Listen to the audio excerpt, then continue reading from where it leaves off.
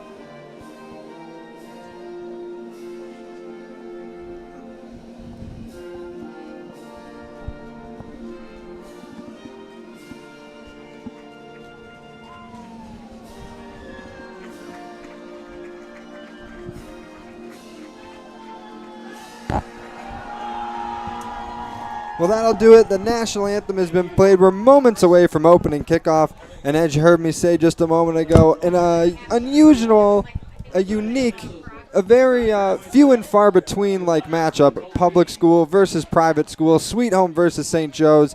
And tonight we got myself, John Simon, along a fellow Sweet Home alum, Mike Torillo, former quarterback of the Panthers. Mike, great night to have you in the booth, man. It's unfortunate Willie's team that he coaches for, their game this week against Jamestown was canceled, but lucky to have him in the booth tonight. And Mike, like I said, it's a unique matchup, Sweet Home St. Joe's, and this is a game I know as a former player here you would have loved to be a part of here tonight under the lights. Oh, yeah, Friday night football, this is what you dream about, and getting St. Joe's to come here to Sweet Home, and we got a great matchup here. I'm excited to see what we got. Now, the strange thing about it is these two teams are in a different point in the season right now. For Sweet Home, they come in at 5-1. They've got one game left in the regular season after this against Grand Island. Both those teams should be in the playoffs. For St. Joe's, they've had a little bit of a struggling start. They're 0-5. They've had some rough losses to Canisius. They lost to Erie, Pennsylvania last week, and they've gone about 2 weeks since playing a game.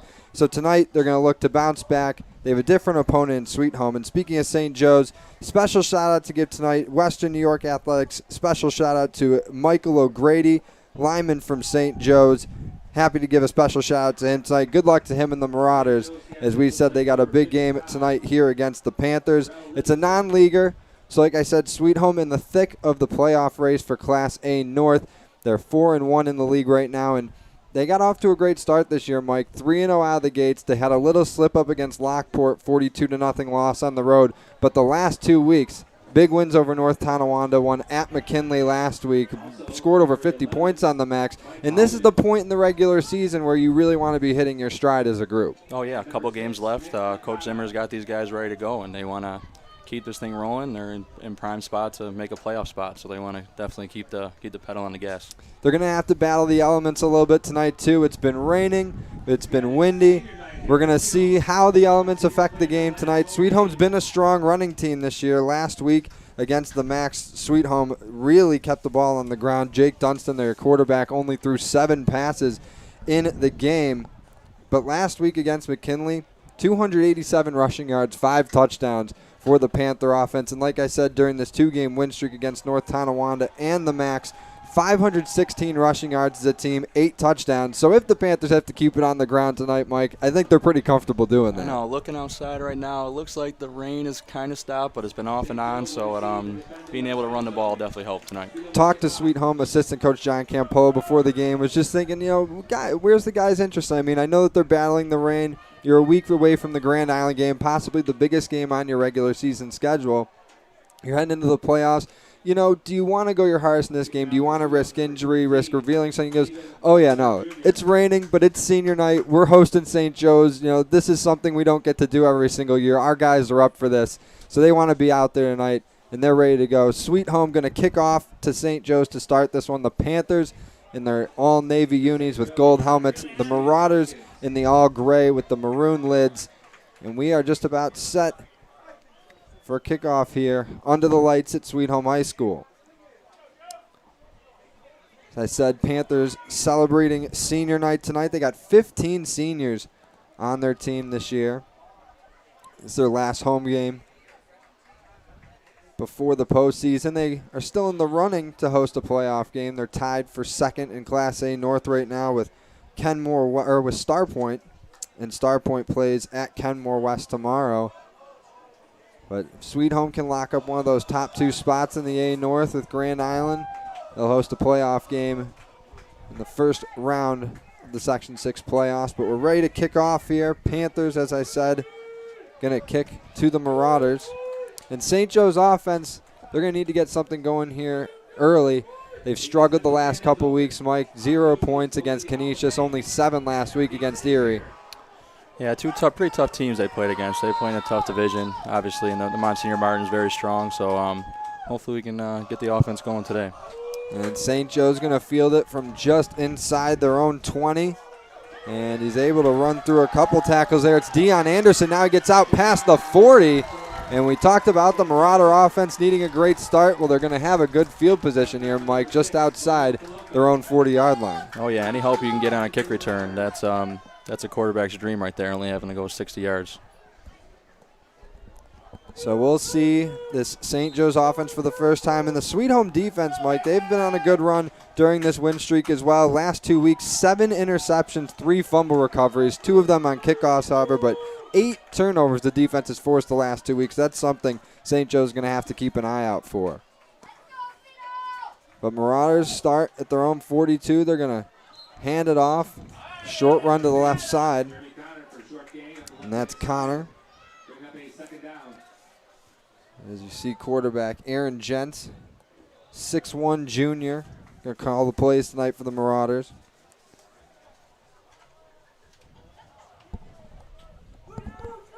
And now they're going to go with that same 3-receiver set, except they're to the quarterback's left this time. He'll look to throw, and that's a quick pass right into the dirt. That one intended for Ansbach. And 2 plays in, Mike, mixing up run and pass. Marauders trying to keep the Panthers defense on their toes a little bit. I think you're going to see a lot of that, getting the ball in and out quick, especially the quarterback, center, getting that exchange down. That's going to be interesting to watch how the snap's going, starting off in shotgun right now. So it's quickly a 3rd and 9 for the Marauders on their opening drive. Gents takes the snap, quickly looks to throw. He gets it away and completes it. And able to hook up there with 11. And that's going to bring up 4th down for St. Joe's. It's going to be about 3. And, Mike, this is hard to call on your first possession. You don't want to not get the first down and give Sweet Home possession on your side of the 50. But you're in that, that gray area where going for it on 4th down seems reasonable. Looks like Coach knew the plan all along. Got a short completion, get a couple yards, and we're going to go for it on 4th and short. So it looks like Gents might be changing up his call here.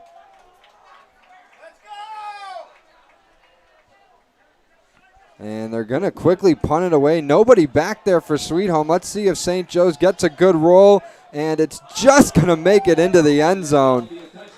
The Marauders trying to catch Sweet Home with a little bit of a, I don't even want to say trickery there. They just punted the ball away, but look to pin Sweet Home back. Takes a little bit too much of a roll, and Panthers get a little bit of breathing room there. Yeah, you see this a lot in college now where you line up, you get up on the ball fast. You got to respect the play call, get with it being 4th and short, and then you drop your quarterback back a couple yards, and there's no one return, and looks like Sweet Home's taking over on their own 20.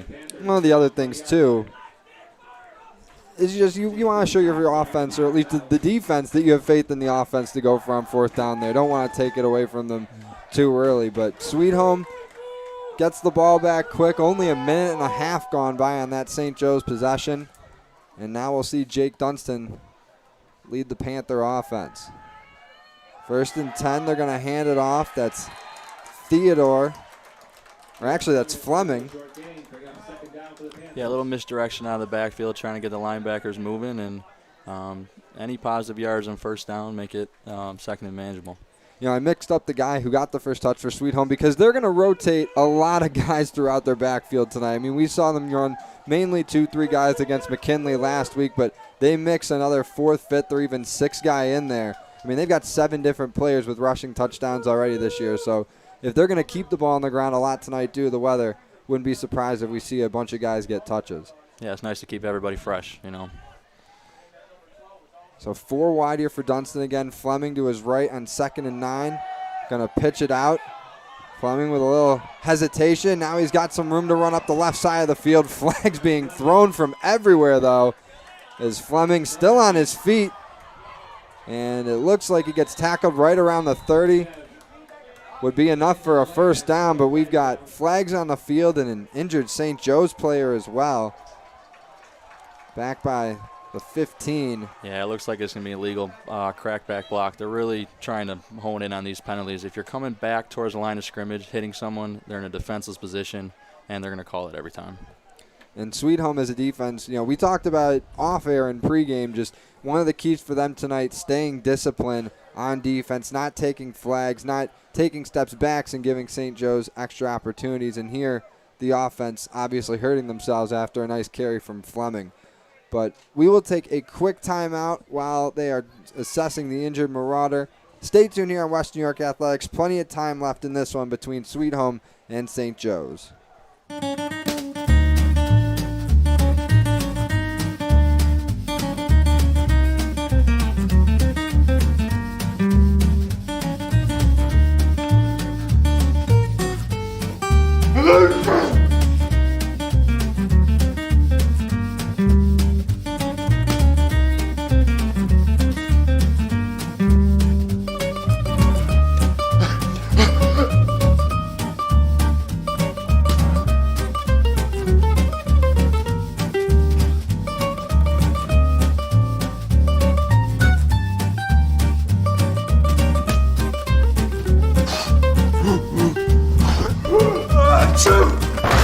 Avoiding care can lead to worse problems.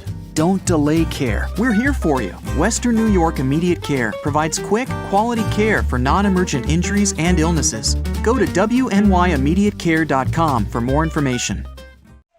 And we're back here on Western New York Athletics. Sweet Home hosting St. Joe's, and happy to see Jeremy Connor of the Marauders back on his feet and walking over to the St. Joe's sideline under his own power. And after that crackback block by Sweet Home, puts the Panthers in a bit of a hole here. It's going to be 2nd and about 21. As the Panthers look to have a successful first drive here on offense. If you're just tuning in, St. Joe's went 3 and out on their first possession. And now the home Panthers with the ball for the first time, looking to make good on the first opportunity. Yeah, this is definitely not the best of field position. There's really not many plays in the playbook for 2nd and 21, but hopefully they get some of this back. Well, and you said before, Mike, this would be a big bird type of game back in your days. We see that formation for the Panthers here, and Fleming able to break away but gets tackled at the 15, and a couple more flags get thrown. We'll see how this affects the play.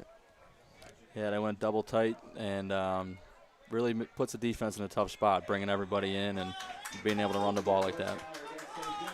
And it looks like that's going to be against the Marauders, so Sweet Home going to get some extra help on that run. Get a little bit of yardage back after the flag a couple plays ago.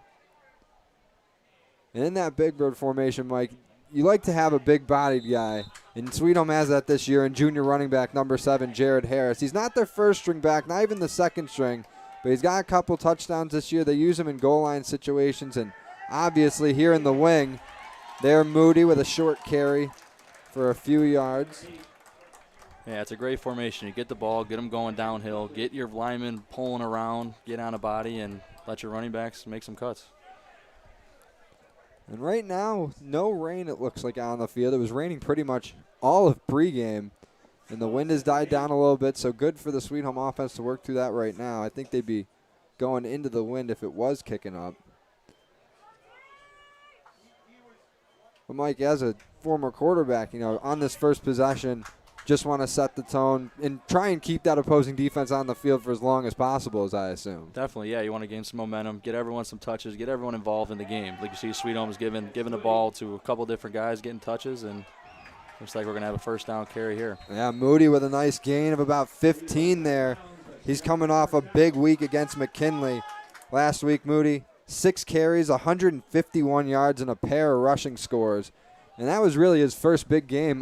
We talk about how much depth they have in the running back position. Moody had just 2 carries for 4 yards going into last week, and then he pops off for $150 and a pair of touchdowns. I mean, that's just the type of rush that they have. Yeah, I mean, for how much they want to run the ball, those hits will add up if 1 guy, 2 guys are taking them. So it's good that they have a couple guys to carry the load.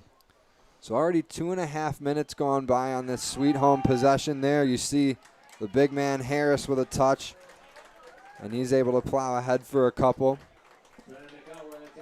And with the way that Sweet Home's playing right now, they're not on pace to put up as many points on St. Joe's as some of the teams have that the Marauders have played in past weeks. But like we said, this St. Joe's defense really looking to bounce back.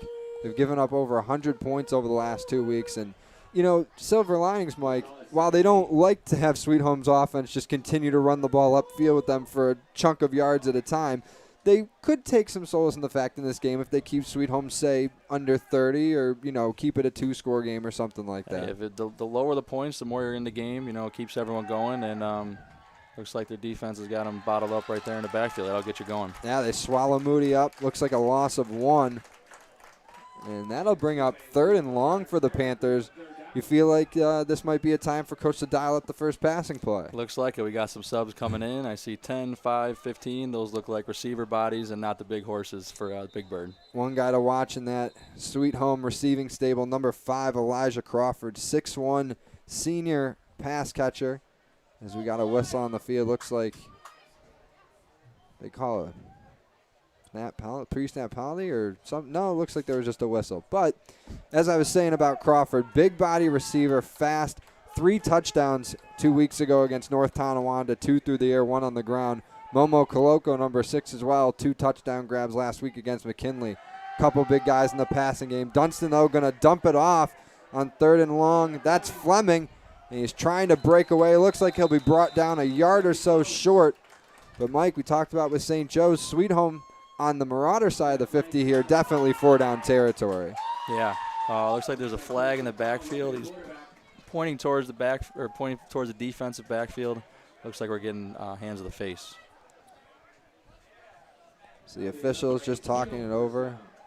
And that's going to be an automatic first down for Sweet Home. And we talked about silver linings for St. Joe's defense there, Mike. Can't take a penalty on a 4th down, or would be a coming up 4th down. Yeah, you can't give an offense like this extra chances. Especially if we've been struggling the last couple weeks. As we said, Sweet Home definitely in the running to make the playoffs in Class A for Section 6. This, of course, a non-league game, but the Panthers want the bragging rights. They wanted to come out here and play against the private school team. Dunstan with 5 receivers on this one, empty backfield, and he's going to dial up one deep, but might add some miscommunication there. Crawford was about 10 yards short of that ball, Mike. Looks like they were keying on number 5 there. They had one guy press them right at the line. They had a safety over the top. I think they saw the scouting report when he went off for that big game a couple weeks ago. Like I said, St. Joe's, they haven't played a game in 13 days. Their last game was back on October 2nd against Erie. And they've had a lot of time to prepare for Sweet Home. I don't know how much they focused on because it's not a league game. I'm sure that they have because they want to win the game. They are winless this year, but I would say dialing in on Crawford probably the right move from the big games he's had so far this year. So 2nd and 10 for the Panthers now. 4 wide. They're going to hand it off. It's Fleming again. He makes a nice cut and breaks through a pack of Marauders. Able to get past the 20, still on his feet. And he keeps the wheels turning almost to the 10-yard line. What a run there by Dyer. Yeah, that's a good carry there. Got a little motion going the other way, a little misdirection. And with the wet conditions here, the jerseys are wet, the gloves are wet, so you're going to see some guys slipping off big runs if we're not form tackling, wrapping up, and driving your feet to bring them to the ground. Fleming's got 300 rushing yards coming into this game this year and 4 touchdowns. That's a team high. at least 4 rushing touchdowns.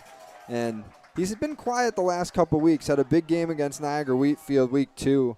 Pair of rushing scores, 189 yards, and he seems to be the lead back so far tonight for Sweet Home.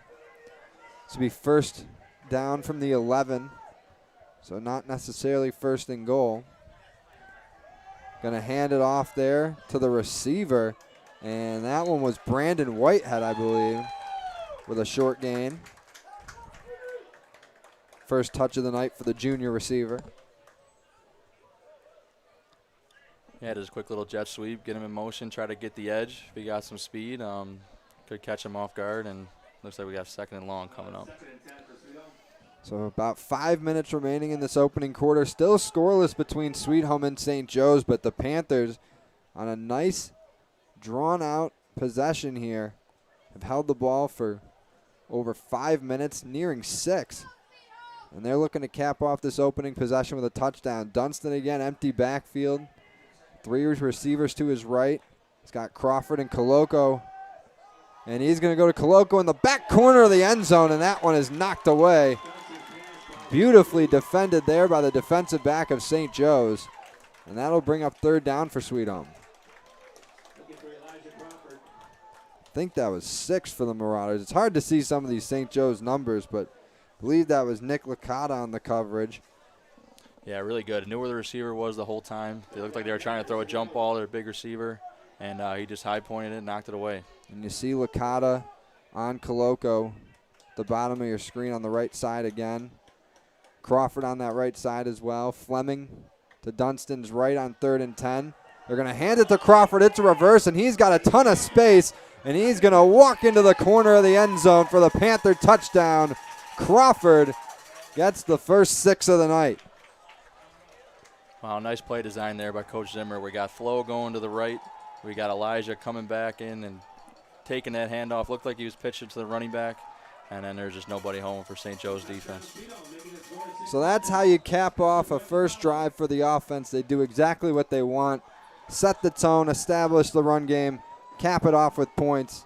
And they're going to look to make it a 7-point lead here with the extra kick. Tadiwanashi to Tajirian, the junior kicker. Dunstan is holder. Snap is good. Kick is up. Might have been tipped. And that's no good. Looks like the Marauders got a hand on it, so they stop the bleeding at 6. But Sweet Home takes the early lead on their opening possession. Panthers on top, 6-0. We'll take a quick break and be right back for more action here on Western New York Athletics. If you've been injured in an auto accident, large or small, call 681-4088. RES Physical Medicine and Rehab right away. If you are in pain or just sore, don't take chances. Call RES today and take advantage of their 24 to 48-hour appointment pledge. With no copays, RES will help navigate the confusing world of no-fault insurance with you, so you can concentrate on getting better. 681-4088. RES Physical Medicine and Rehab. The most important call you can make after an auto accident. We're back here on Western New York Athletics. Sweet Home with a 6-0 lead here, getting into the late stages of the opening quarter. Just had a TV timeout after the score, but we're going to go back to another quick break as there's another Marauders player being attended to by the trainers. So we hope he's all right, but we're just going to take another quick break. So stay tuned with us here on Western New York Athletics. When it's time to sell your home, start with a visit to howardhanna.com, ranked the #1 real estate site for sellers. A few clicks will show you the sales price you can expect for your home. We can get you the most money in the quickest amount of time because we know where the local buyers are and how to reach them. So if it's time to sell your home, visit howardhanna.com today, and we'll match you with a local Howard Hanna agent to sell your home fast. I love being home.